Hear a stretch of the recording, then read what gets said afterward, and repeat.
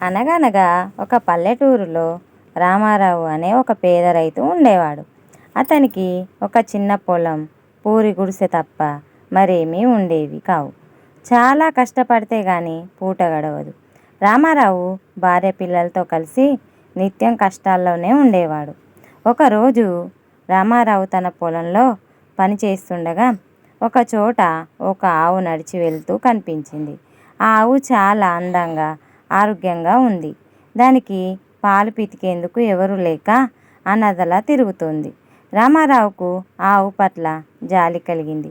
అయ్యో పాపం, ఈ ఆవుకు యజమాని ఎవరు లేనట్లున్నారు. దీన్ని నేను ఇంటికి తీసుకువెళ్ళి జాగ్రత్తగా చూసుకుంటాను అని అనుకున్నాడు. రామారావు ఆ ఆవును తన ఇంటికి తీసుకువచ్చాడు. దానికి లక్ష్మి అని పేరు పెట్టాడు. లక్ష్మికి కడుపు నిండా గడ్డి పెట్టి చల్లని నీరు ఇచ్చి ఎంతో ప్రేమగా చూసుకున్నాడు.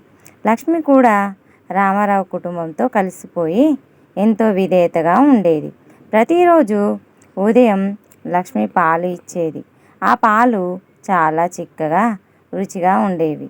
వాటిని అమ్ముకుంటే రామారావుకు కొంత డబ్బు వచ్చేది. రామారావు కుటుంబం మెల్లమెల్లగా కష్టాల నుండి బయటపడుతుంది. ఒకరోజు ఉదయం రామారావు పాలు పితికేందుకు లక్ష్మి దగ్గరికి వెళ్ళాడు. పాలు పితికిన తర్వాత లక్ష్మి పేడ వేసింది. రామారావు ఆ పేడను చూసి ఆశ్చర్యపోయాడు. అది సాధారణమైన పేడ కాదు, బంగారు పేడ. మెరుస్తూ, మిలమిల మెరుస్తూ ఉంది. రామారావు తన కళ్ళను తానే నమ్మలేకపోయాడు. దాన్ని పట్టుకొని చూస్తే నిజంగా బంగారమే.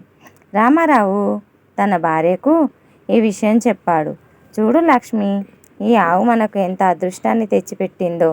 ఇది బంగారు పేడ వేసింది అని ఆనందంగా చూపించాడు. అప్పటి నుండి లక్ష్మి ప్రతిరోజు బంగారు పేడ వేయడం ప్రారంభించింది. రామారావు ఆ బంగారు పేడను అమ్ముకొని చాలా ధనవంతుడయ్యాడు. ఒక చిన్న పూరి గుడిసెలో ఉన్నవాడు పెద్ద ఇంటికి మారాడు. పొలాలు కొన్నాడు, పశువులు కొన్నాడు. రామారావు కుటుంబం సంతోషంగా, ఐశ్వర్యంతో జీవించడం మొదలుపెట్టింది. రామారావు సంపద గురించి పక్క ఊర్లో ఉన్న ఒక దురాశపరుడైన వ్యాపారికి తెలిసింది. అతను రామారావు దగ్గరికి వచ్చి, నువ్వు ఇంత ధనవంతుడివి ఎలా అయ్యావు అని అడిగాడు. రామారావు అమాయకంగా తన లక్ష్మి ఆవు బంగారు పేడ వేస్తుందని చెప్పాడు. ఆ వ్యాపారికి దురాశ పెరిగింది. ఆ ఆవును ఎలాగైనా సొంతం చేసుకోవాలి అని అనుకున్నాడు. అతను రామారావు దగ్గరికి వచ్చి, నీ ఆవు నాకు అమ్ముతావా? ఎంత డబ్బు కావాలంటే అంత ఇస్తాను అని బేరం పెట్టాడు. రామారావు మొదట నిరాకరించాడు. కానీ వ్యాపారి ఎక్కడ డబ్బు ఆశ చూపడంతో చివరికి లక్ష్మిని అమ్మేయడానికి ఒప్పుకున్నాడు. ఎంతో ఇష్టంగా పెంచుకున్న లక్ష్మిని అమ్మివేయాల్సి వచ్చినందుకు రామారావుకు బాధగానే ఉన్నా అప్పటికే తన దగ్గర చాలా సంపద ఉంది. వ్యాపారి లక్ష్మిని తన ఇంటికి తీసుకెళ్ళాడు. ఇప్పుడు నేను కూడా ధనవంతుని అవుతాను అని మురిసిపోయాడు. అతను లక్ష్మికి ఎంతో మంచి గడ్డిని పెట్టాడు, మంచి నీటిని ఇచ్చాడు.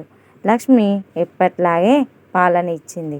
మరుసటి రోజు ఉదయం వ్యాపారి ఆశగా లక్ష్మి పేడ వేయడం కోసం ఎదురుచూశాడు. లక్ష్మి పేడ వేసింది, కానీ అది సాధారణ పేడ, బంగారం పేడ కాదు. వ్యాపారికి చాలా ఆశ్చర్యం వేసింది. ఏమైంది? నిన్న రామారావు దగ్గర బంగారు పేడ వేసింది కదా అని అనుకున్నాడు. అతను 2-3 రోజులు ఎదురు చూశాడు, కానీ లక్ష్మి సాధారణ పేడ మాత్రమే వేసింది. కోపం వచ్చిన వ్యాపారి లక్ష్మిని కొట్టడం మొదలుపెట్టాడు. నువ్వు మోసం చేశావు, నువ్వు బంగారు పేడ వేయడం లేదు అని అరుస్తూ లక్ష్మిని సరిగా చూసుకోవడం మానేశాడు. లక్ష్మి చాలా బాధపడింది. లక్ష్మికి తెలుసు, రామారావు దాని పట్ల చూపిన స్వచ్ఛమైన ప్రేమకు, దయకు మాత్రమే అది బంగారు పేడ వేసిందని. వ్యాపారి దురాశ, స్వార్థానికి అది సాధారణ ఆవుగానే ఉండిపోయింది. అది కేవలం ప్రేమను, కృతజ్ఞతలు మాత్రమే తిరిగి ఇచ్చేది. కొంతకాలం తర్వాత వ్యాపారి ఆవును పనికి రాదని భావించి మళ్ళీ రామారావు దగ్గరికి వచ్చి, ఈ ఆవు నాకు పనికి రావడం లేదు, తిరిగి తీసుకో అని చెప్పాడు.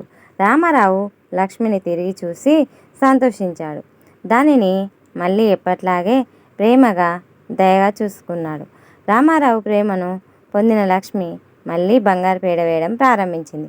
ఈ కథలో నీతి ఏమిటంటే నిజమైన సంపద డబ్బులో కాదు, అది మనం ఇతరుల పట్ల చూపించే ప్రేమ, దయ మరియు కృతజ్ఞతతో ఉంటుంది.